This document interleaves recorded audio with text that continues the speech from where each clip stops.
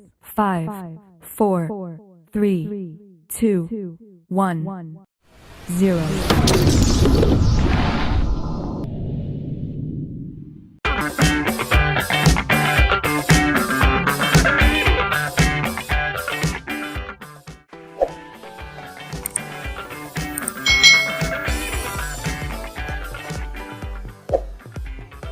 Hai hai hai, selamat datang di channel YouTube Kak Citra. Apa kabar adik-adik semuanya? Kak Citra berharap kalian dalam keadaan yang baik, sehat, dan siap untuk belajar ya.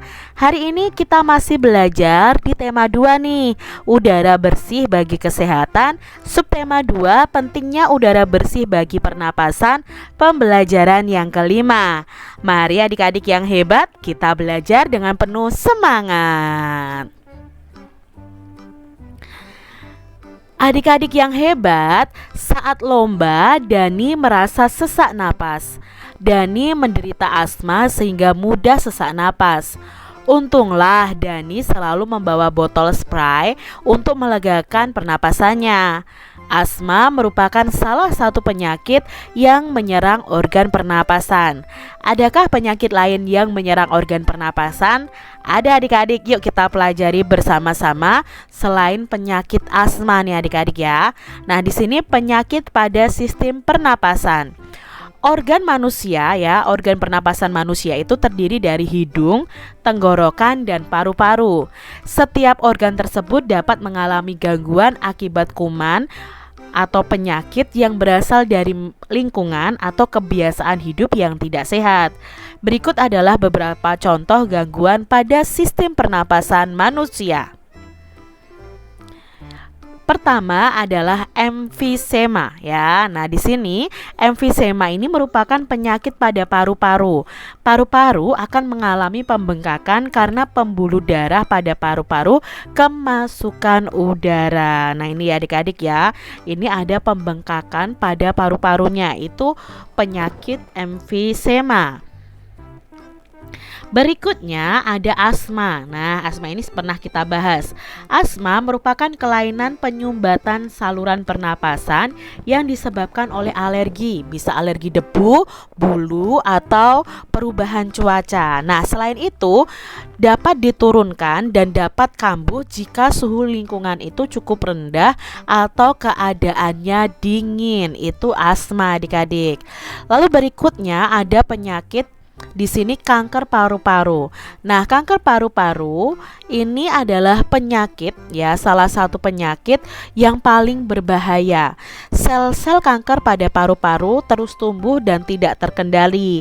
Nah, penyakit ini lama-kelamaan dapat menyerang seluruh tubuh. Salah satu pemicu kanker paru-paru adalah kebiasaan merokok. Jadi adik-adik jangan merokok ya, karena itu bisa menyebabkan sakit kanker paru-paru. Lalu berikutnya ada tuberkulosis atau TBC ya.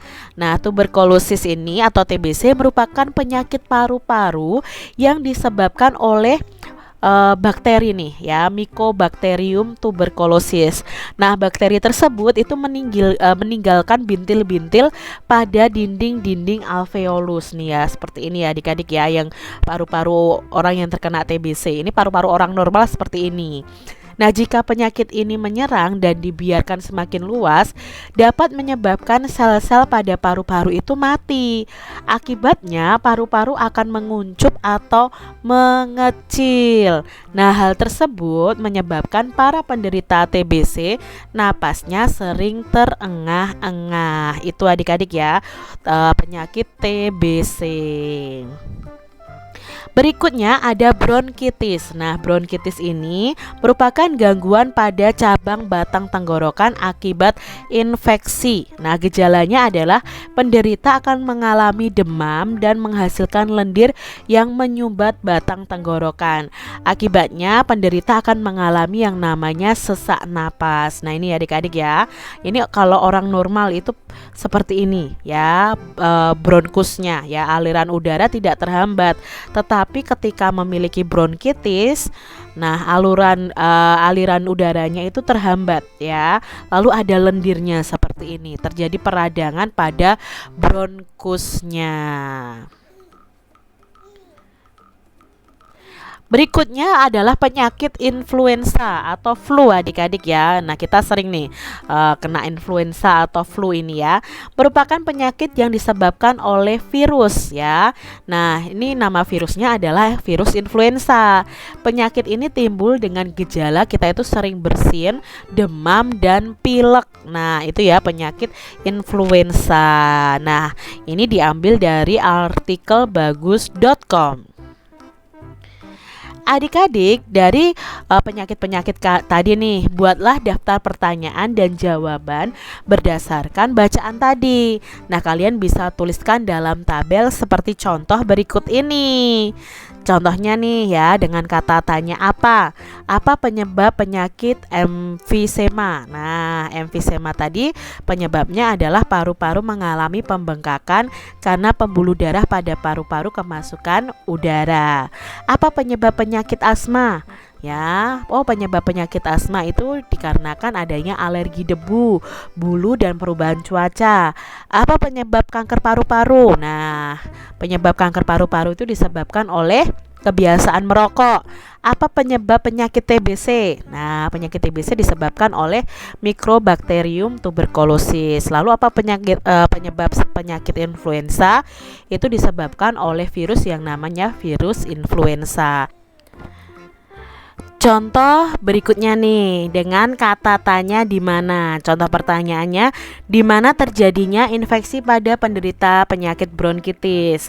Nah, infeksi pada penderita penyakit bronkitis itu terjadi pada batang tenggorokan atau bronkus ya. Berikutnya, di mana terjadinya pembengkakan pada penderita penyakit emfisema.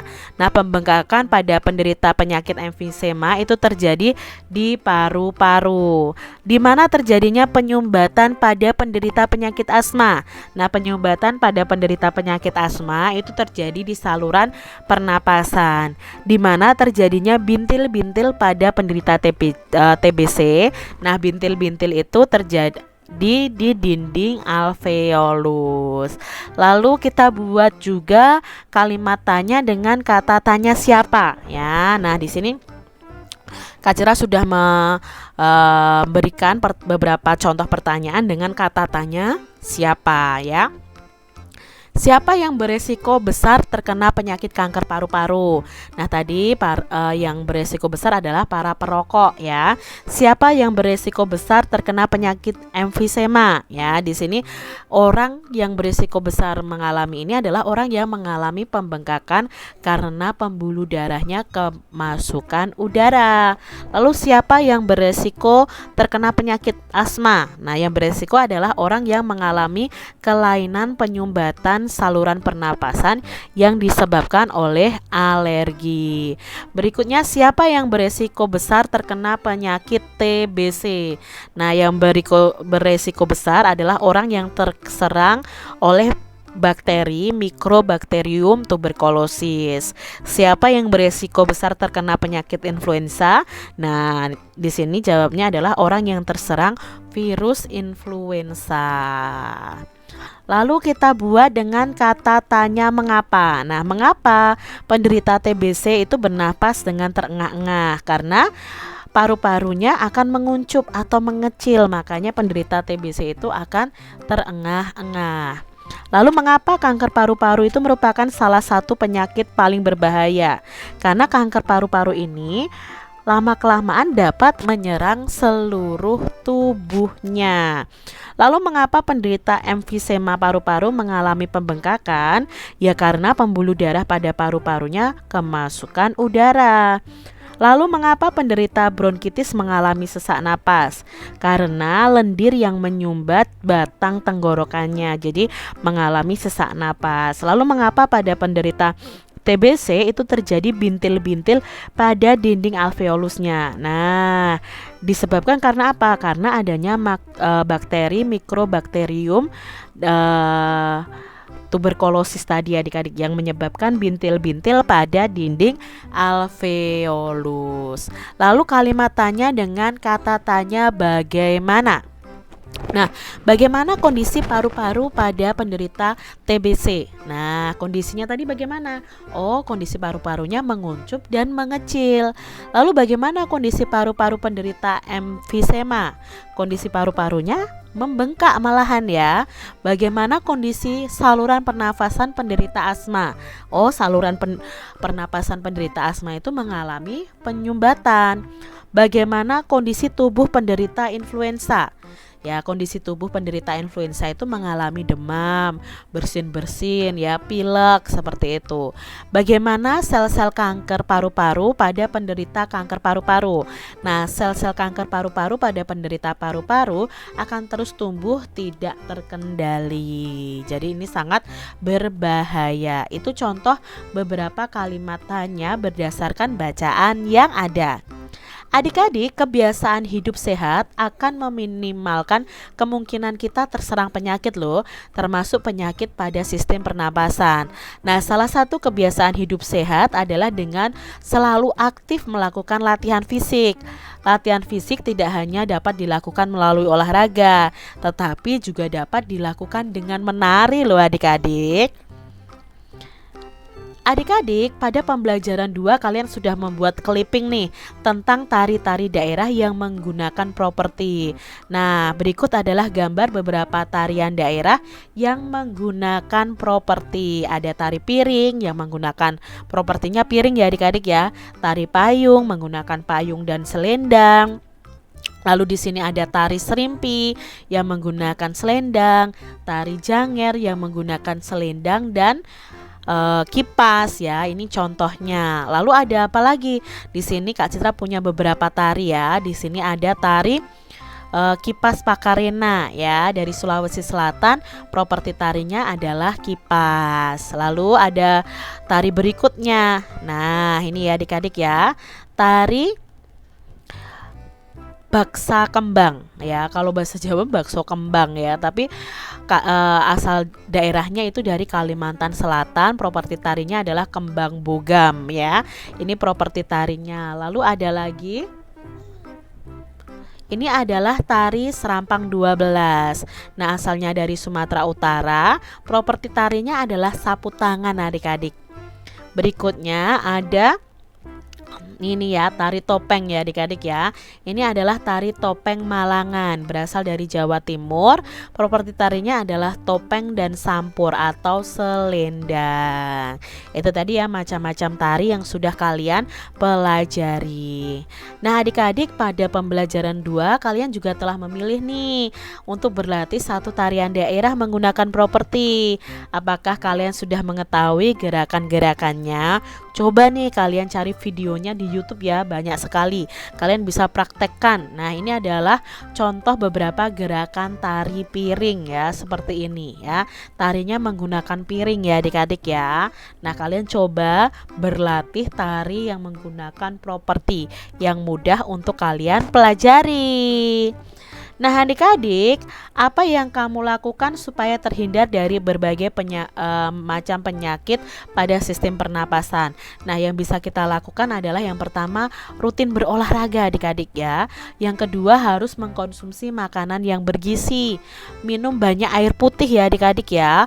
Lalu rajin mencuci tangan, tidak merokok, lalu menghindari paparan polusi ya, serta memeriksakan kesehatan pribadi secara berkala. Nah ini adalah hal-hal yang bisa kita lakukan agar terhindar dari penyakit pada sistem pernapasan kita. Demikian tadi adik-adik pembelajaran kita dari tema 2, subtema 2, pembelajaran yang kelima. Semoga video pembelajaran ini bermanfaat ya untuk adik-adik semuanya. Dan sampai jumpa lagi di video pembelajaran Kak Citra selanjutnya. Tuhan memberkati. Jangan lupa tekan tombol subscribe, lalu tekan loncengnya, tekan juga tombol like, lalu share ke media sosial kalian. Jangan lupa untuk ikuti media sosial Kak Citra. Terima kasih.